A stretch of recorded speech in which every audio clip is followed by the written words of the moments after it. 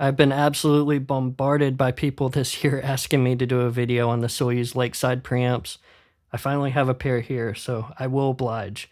This one's going to be a little bit shorter and less thorough than my normal videos, but there's a couple reasons for that. The big one is I've got a cool idea to do a bigger, more thorough Soyuz video that I'm hoping to do in the next 2 months probably, so keep an eye out for that. But I wanted to go ahead and give you a quicker video just so you could hear the Lakesides. And we're not going to hear any microphones through them at this point.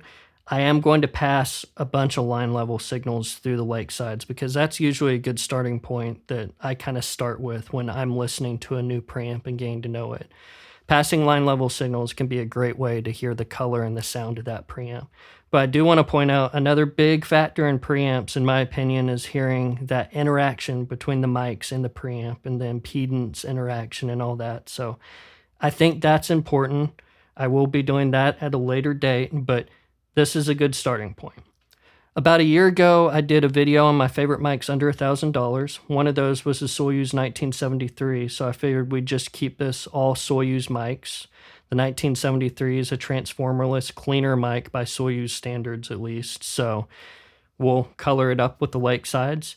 I've taken stems from the mix that I did on that song, and they're all the 1973 microphone. I've taken groups of stems from that, and we're going to run that through the Soyuz preamps, the Lakesides, and we're just going to hear what happens. So let's start with some just acoustic guitar and drums. I'm going to set the gain at around 25 dB on the Lakesides and just run them through at line level. These have been mixed, so this isn't a raw, just preamp track. These are mixed stem tracks. So we'll hear an acoustic track and we'll hear a drum track, just not really pushed through the preamps, but just to kind of give you a starting point of the box tone of the Lakesides.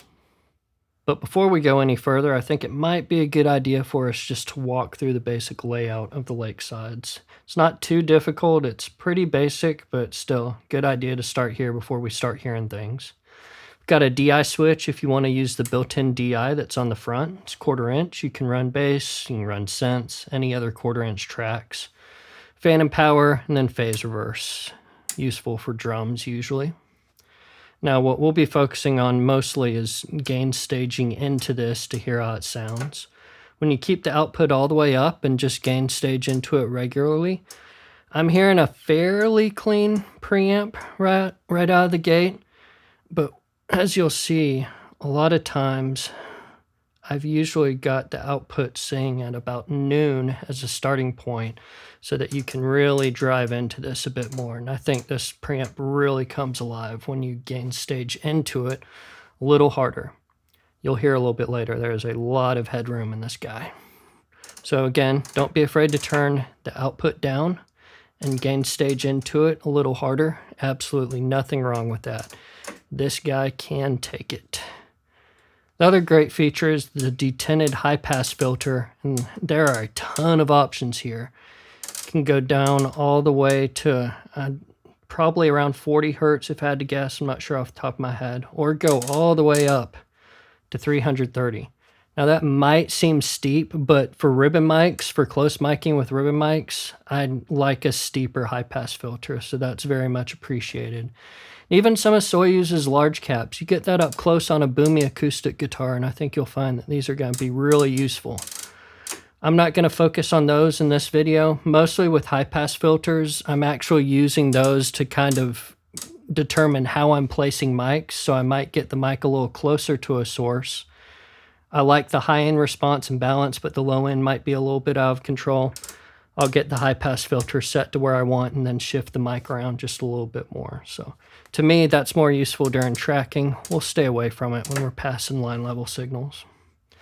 So that's your overview. Again, my pro tip is to start with the outputs at around noon and gain stage into this a little harder than you would some preamps, unless you need the extra gain, so you just make up with it. All right, let's hear some line level sources.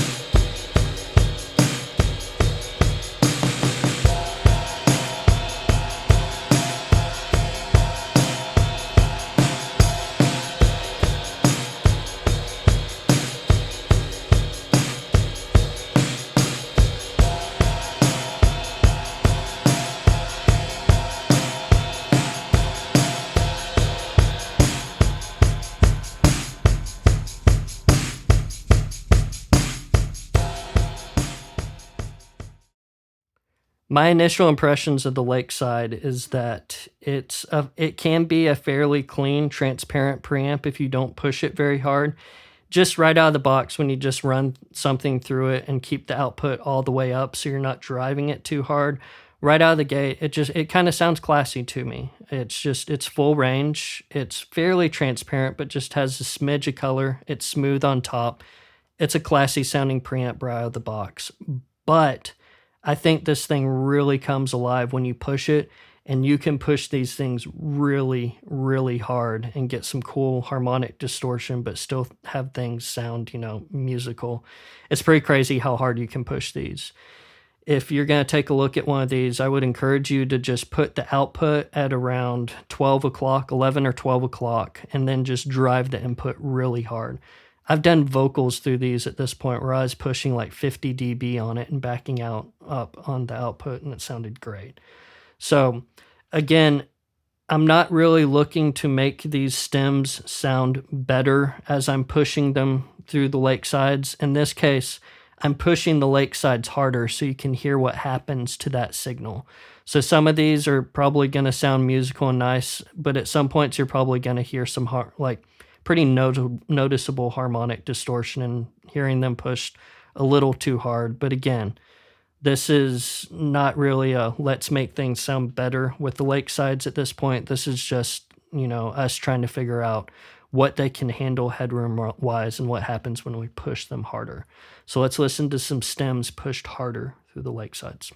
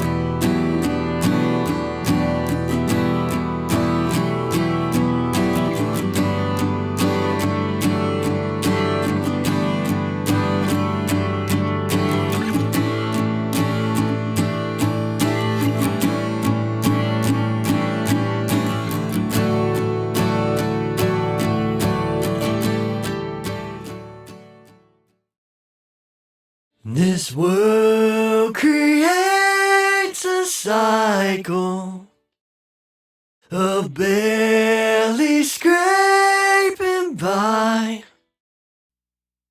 This world creates a cycle of barely scraping by. This world creates a cycle of barely scraping by. This world creates a cycle of barely scraping by.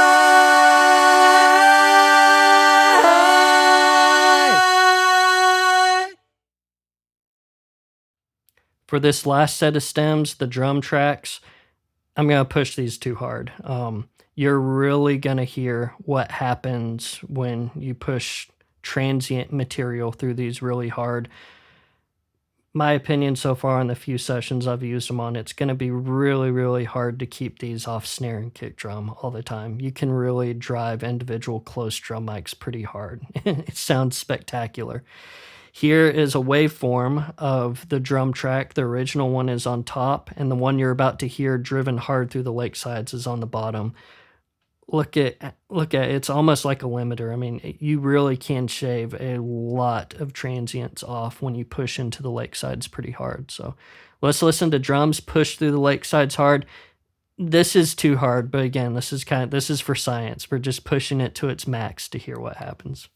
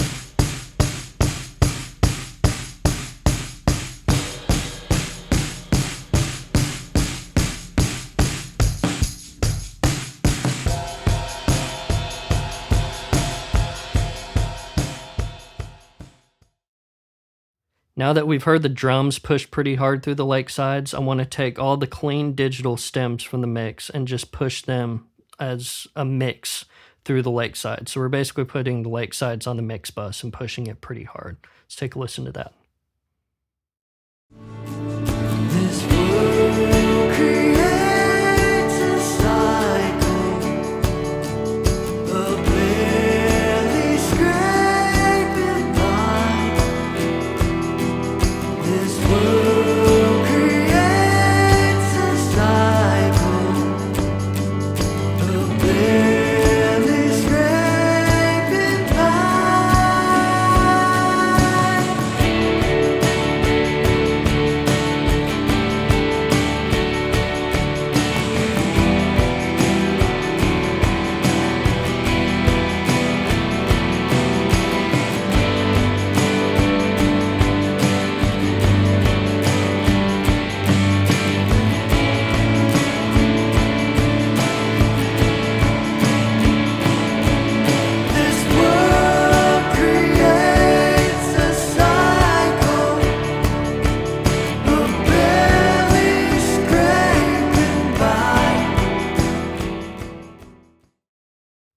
I think that was probably, in terms of musicality, that was pushing it too hard from an artistic standpoint. Take a look at this waveform. The top one is just the regular digital mix. The bottom one is the Lakeside waveform that we just listened to push through it. Again, look at how many transients that's shaving off. And we're pushing a line level signal through a preamp at like 30 dB. That's pretty insane. That line level signals are hot. So, I mean, again, the Lakesides can take punishment. Do not be afraid to push them. They sound great pushed. They're reminiscent to me of when I pushed my API preamps pretty hard, but I would say initially I think the Lakesides can probably even take a little bit more punishment than the APIs could. Pretty crazy.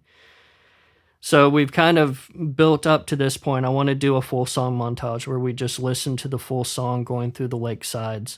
What you're going to hear is just the clean digital mix of all the 1973 mic files. You're going to hear just the clean digital mix. And then what I'm going to do, at the beginning of the video, you heard a couple of stems push through the Lakesides just subtly. I think around 20 or 25 dB is where I hit them. Not pushing them too hard, but just passing them through, politely. I'm going to take all of those stems that I mixed through the Lakesides individually, and then take all of those Lakeside stems and feed them through the Lakesides as a mix one more time. So we built up to this really cumulative thing where we've stacked the Lakeside kind of subtly throughout the whole process. So you'll hear digital, and then you'll hear a full Lakeside stem and master bus mix. So we'll go back and forth between those, and hopefully that will hold you over until the next video.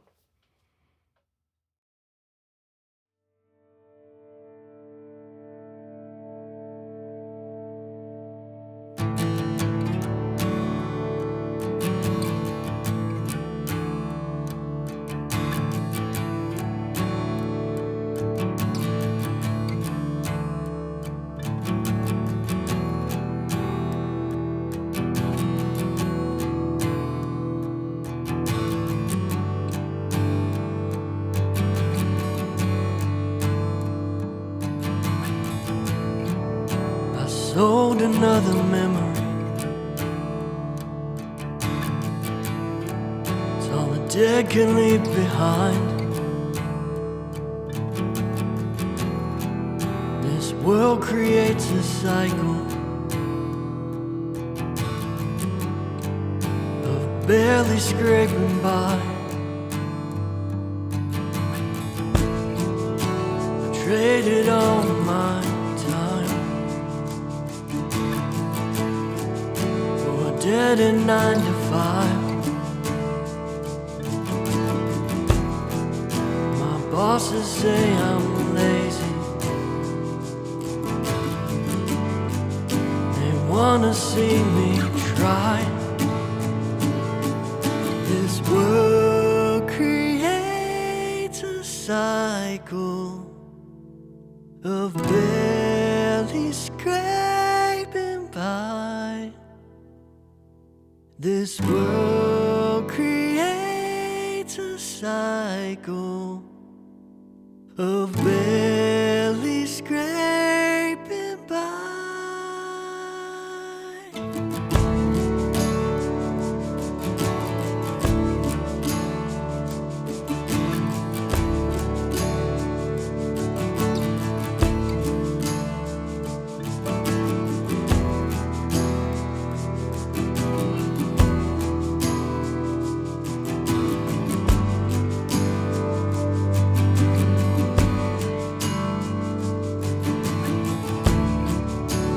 Tried to make my way